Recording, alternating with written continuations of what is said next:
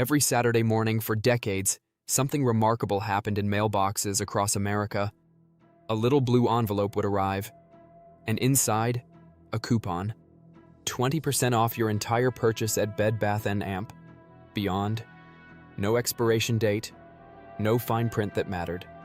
Just a simple, generous offer from a store that seemed to genuinely want your business. People didn't just use these coupons. They collected them.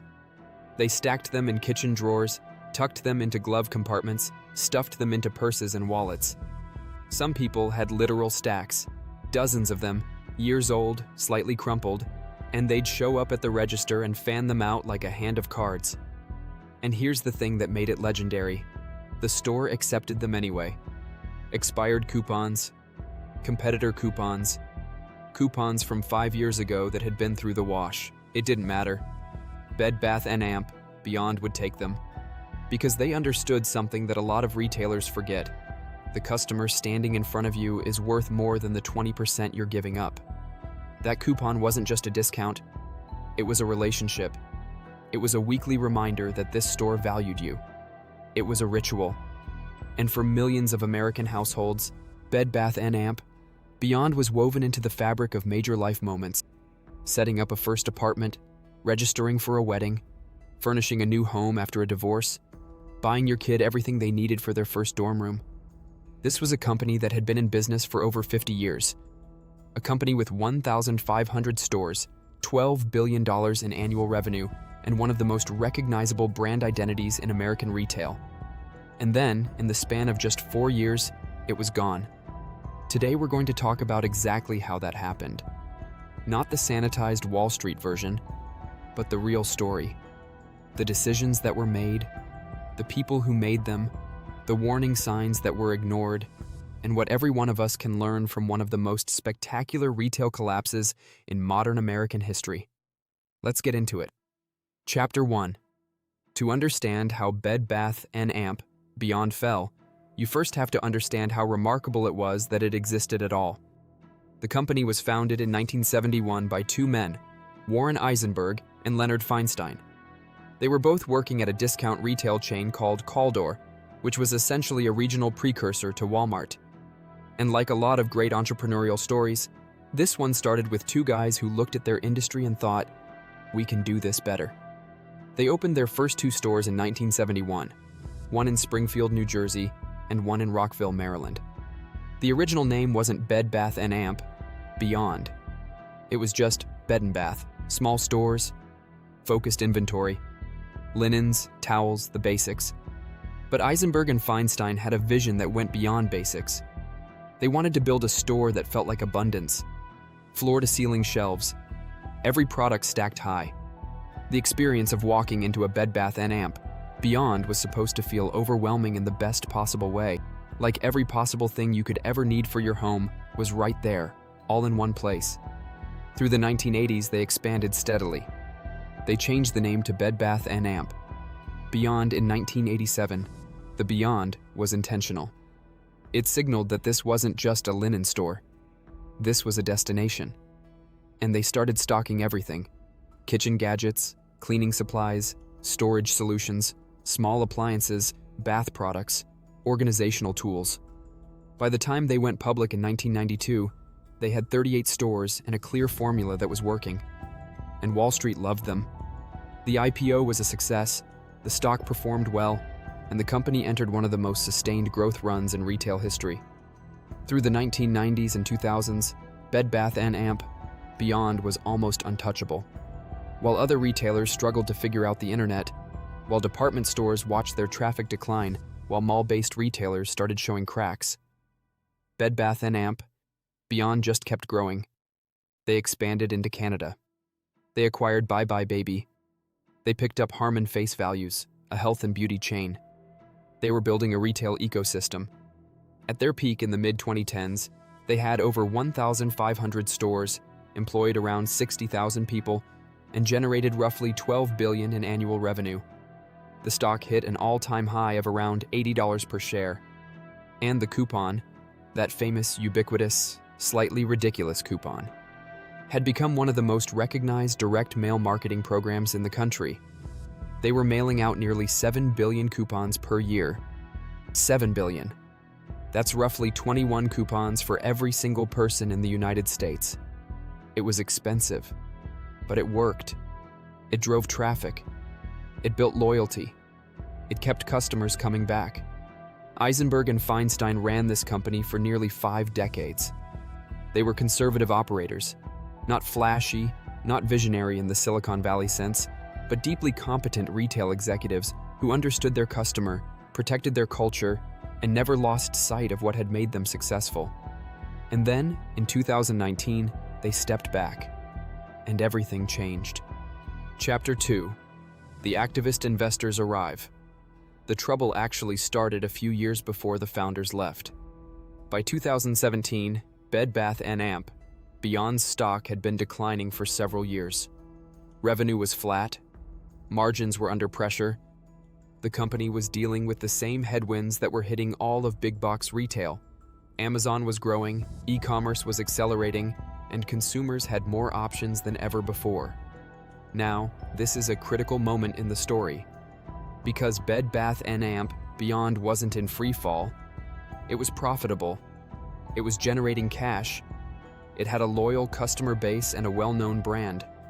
The problems were real, but they were manageable. A thoughtful, patient turnaround strategy. Invest in the website, modernize the stores, tighten the inventory, could have worked.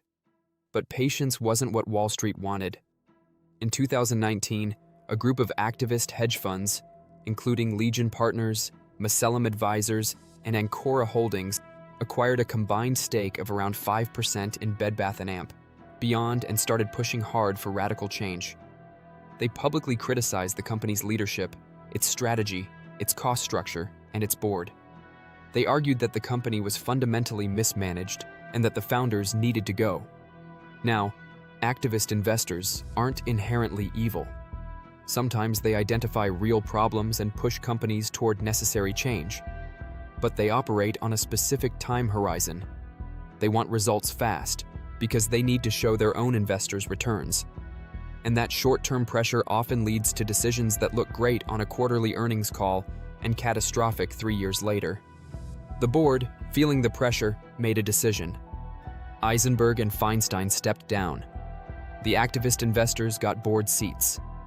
And the search began for a new CEO who could, in the language of the press releases, unlock shareholder value and modernize the brand.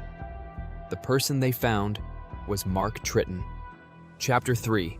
The Tritton Era. Mark Tritton came from Target. He had been Target's chief merchandising officer, the person responsible for the product mix, the private label strategy, the overall feel of what Target stocked and sold. And at Target, he had done genuinely impressive work. Target's private label brands, Cat & Amp, Jack & Kids Clothing, Threshold & Home Goods, Good & Amp, Gather & Food, were real successes. Customers liked them. They drove margin. They differentiated Target from its competitors. Wall Street looked at Tritton and saw exactly what they wanted: a proven retail executive with a track record of modernizing a big box retailer. The board hired him in November 2019. The stock jumped on the announcement. Everyone was excited. And Tritton moved fast. Very fast. Within his first year, he made a series of sweeping decisions that would ultimately define and doom his tenure. Decision 1. Kill the coupon. Not all at once. That would have been too obvious. Instead, the company quietly began scaling back the coupon program. They reduced the frequency. They tightened the restrictions. They started enforcing expiration dates. The official reasoning was that the coupons were expensive, and they were, costing the company hundreds of millions of dollars annually, and that they were attracting deal seekers rather than building genuine brand loyalty. This logic sounds reasonable in a boardroom. It is catastrophically wrong in the real world. The coupon wasn't a cost center. It was the primary mechanism by which Bed Bath & Amp Beyond maintained an emotional relationship with its customers. It was the thing that made people feel like the store was on their side. Eliminating it didn't just reduce a marketing expense, it fundamentally changed what the brand felt like. And customers noticed immediately. Decision 2, the private label pivot. Tritton wanted to do at Bed Bath & Amp, beyond what he had done at Target, build out a portfolio of proprietary brands that would drive higher margins and differentiate the retailer. He launched 8 new private label brands across different home categories. Nestwell for bedding, Simply Essential for budget basics, and Squared Away, Haven, Studio 3B, and others. The problem was that Bed Bath & Amp, beyond customers didn't come to the store for the store's brands. They came for name brands: KitchenAid, Dyson, Cuisinart, Calphalon, OXO. The promise of Bed Bath & Amp Beyond was that you could walk in and find the best products across dozens of categories, all in one place. By replacing those trusted name brands with unproven private labels, Tritton didn't modernize the shopping experience. He gutted the reason people showed up in the first place. Shelves that used to stock KitchenAid stand mixers started stocking Bed Bath & Amp Beyond stand mixers that no one had ever heard of and no one trusted. Customers walked in, didn't find what they were looking for, and left, sometimes permanently. Decision 3. The stock buybacks. This is where the story gets not just sad, but genuinely enraging. While Tritton was dismantling the things that made the brand work, the company was simultaneously executing a massive stock buyback program, spending over $1 billion repurchasing its own shares. This is a common way for companies to return capital to shareholders and boost their stock price in the short term. But it requires cash. And it was cash that Bed Bath & Amp Beyond desperately needed for other things: modernizing its website, improving its supply chain, weathering the coming storm. Instead, that $1 billion went to buying back stock at prices that would prove wildly optimistic. And it left the company deeply leveraged at exactly the wrong moment. Then COVID hit. Chapter 4. The Unraveling. The pandemic was, in a strange way, a brief reprieve. When people were stuck at home in 2020 and 2021, they spent money on their homes. They bought new bedding, new kitchen gear, new organizational products. Home goods retail actually saw a surge. And for a moment, Bed Bath & Amp Beyond's numbers looked better, which gave Tritton and the board cover to claim the strategy was working. It wasn't working. The underlying rot was still there. The coupon customers were drifting away. The private label products were underperforming. The supply chain was a mess. And the debt load was growing. By 2022, as the post-pandemic consumer spending boom faded and inflation started squeezing household budgets, the reality became impossible to hide. Sales collapsed. The company started missing earnings estimates badly. Inventory piled up. Vendors, the brand name suppliers they had been pushing out in favor of private labels, started pulling back, questioning whether Bed Bath & Amp Beyond was a viable retail partner anymore. In June 2022, Mark Tritton was fired. He had been CEO for less than 3 years. The stock, which had been around $20 when he took over, was now trading in the single digits. The board, which had cheered his arrival and rubber-stamped every decision, scrambled to find a replacement. They brought in Sue Gove as interim CEO, and she made some moves to try to stabilize the ship. They reversed course on some of the private label strategy. They tried to bring back some of the name brand vendors. They explored asset sales and restructuring options. But the damage was too deep. The company had lost too much revenue, burned through too much cash, and taken on too much debt. Vendors were demanding tighter payment terms. Landlords were nervous. The credit markets, which the company desperately needed access to, were skeptical. In August 2022, something happened that perfectly illustrated just how far the company had fallen. Ryan Cohen, the founder of Chewy and the man behind the GameStop short squeeze, had taken a large stake in Bed Bath & Amp Beyond and been publicly bullish on the company. In August 2022, he sold his entire position, every share, in a single day. The stock crashed 40% in a matter of hours. It was, in retrospect, the moment the market gave up. Chapter 5. Bankruptcy and the End. The final months were painful to watch. The company tried everything. They announced store closures to cut costs. They raised money through a complicated stock offering that diluted existing shareholders. They negotiated with lenders. They explored potential buyers for Bye Bye Baby, their most valuable remaining asset. Nothing was enough. On April 23, 2023, Bed Bath & Amp, Beyond filed for Chapter 11, Bankruptcy Protection. It was, in one sense, not a surprise. The trajectory had been clear for months. But the scale of it was still staggering. Over 1,500 stores, 30,000 employees, a brand that had been part of American life for more than 5 decades. The liquidation sales began. Those famous blue and white stores, with their towering shelves and overwhelming inventory and that very specific smell of scented candles and cleaning products, started emptying out.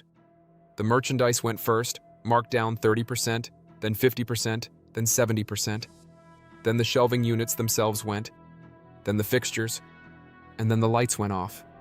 The Bye-Bye Baby brand and intellectual property was eventually sold.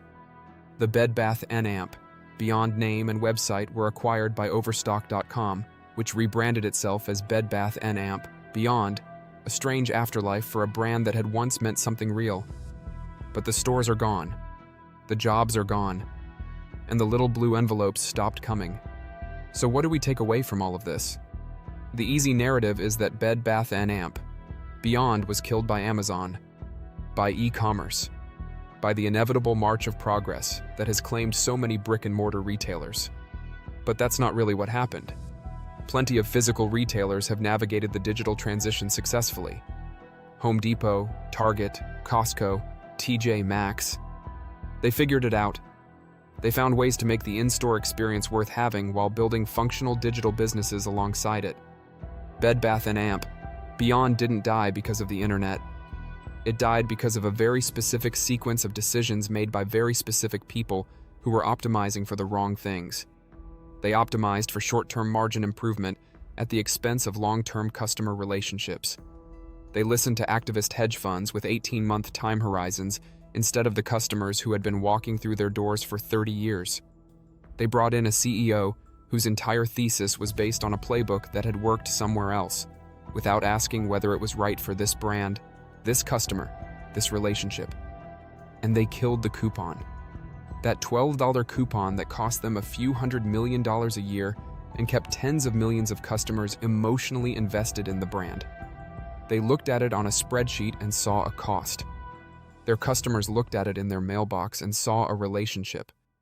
The lesson isn't just for retailers, it's for anyone running any kind of business.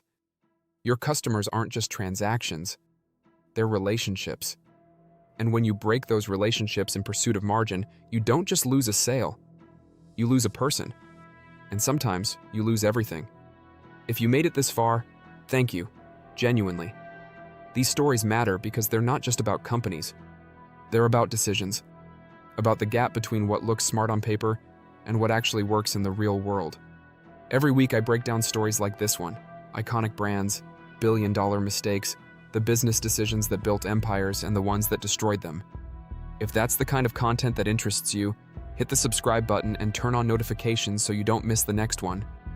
And if you have a company you want me to cover, a brand you remember, a collapse you never fully understood, a business story that deserves more attention, drop it in the comments.